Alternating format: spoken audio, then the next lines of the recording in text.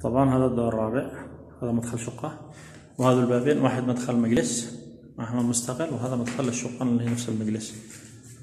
هذا المجلس، هذا حمام المجلس، طبعا البلاط كله أسواني، وهذا المجلس.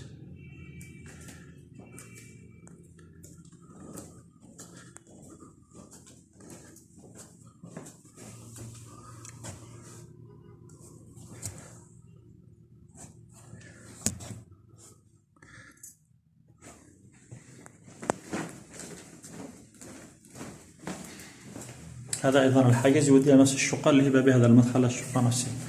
هذا مدخل الشقة، طبعا جرس لكل شقة من باب الشارع. هذا 3 غرف. هذا الصالة، وهذه أيضا غرفة،